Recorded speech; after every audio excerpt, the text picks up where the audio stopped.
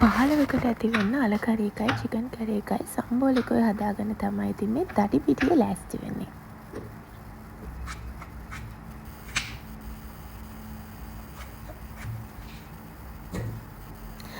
මුලින්ම අල ටික තම්බ ගන්න එපයි.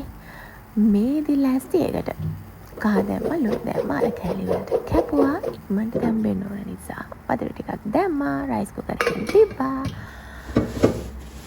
ඔන්න ඉතින් ඊළඟට චිකන් කරි එක. චිකන් නම් කිලෝ 2කින් ඕනේ කිව්ව නිසා චිකන් ටික සෝදගෙන මේ ලෑස්ති 3-5 මික්ෂර් එක හදාගන්න. අමු 3-5 මට බැදපු 3-5 තිබුණේ නැහැ. ඒ නිසා මේ මිරිස් කුඩු මේ සැරෙන්නේ නැති වෙන්න බදිනකොට ලුණු ටිකක් දානවා. ඊට පස්සේ හොම පටපට ගාලා මෙන්න මේ ගානට එනකන් වැද ගන්නවා. මම චුට්ටක් අයින් කරගන්නවා. මොකද මේ වැඩි වෙයි කියලා හිතුණා. අපහුත් ඒ ටික දාන්න උනා. මේම විදිහට කලවම් කරගෙන ওই ටික වෙන භාජනයකට අයින් කරගන්න ඕනේ. මේ විදිහට.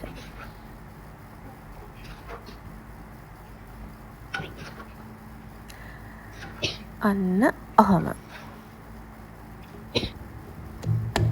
ඊට පස්සේ මේ ලෑස්ති සුදු ලුණු ටික තලා ගන්න චිකන් එකට. ඉඟුරුත් තැලුවා සුදු ලුණු ටික විතරයි පේන්නේ.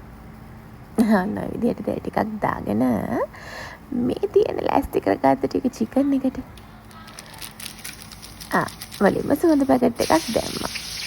ඒක හැමදේම තියෙනවානේ. කුරුඳු, එනසා, කරාඹු නැති හැමදේම.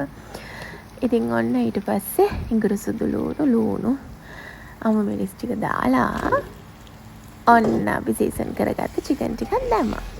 දැන් තියන්නේ ඔක කලවම් කරලා වතුර එක චුට්ටක්වත් දාන්න නැතුව වහලා තියන්න තමයි. ඔන්න ඒක ලිපේ හැදෙනකොට අල ටික තැම්බිලා ඉවරයි.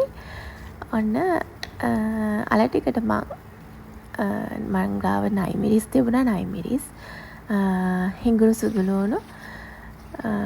ලුණු අමු මිරිස් ටික කහ චුට්ටක් දාලා කිරිත් දාලා තැඹුණාලයකට දාලා දැන් කිරි ටික උතරව ගන්න හදන්නේ. මේ තියෙන සම්බෝලේ. ඒ අතරේ අන්න ඔහොම තමයි යාලේක හැදෙන්නේ. මේ තියෙන චිකන් එක. ඔය මැද තියෙන ගොරක චුට්ටක් දාපු එකක්. ඔය තියෙන සම්බෝලේ. දැන් මේ ටික හරි. දැන් වැඩේ හරි. මම මේක පටන් ගන්නකොට වෙලාව 4:00යි. ඔන්න දැන් වෙලාව 6යි කාලයි.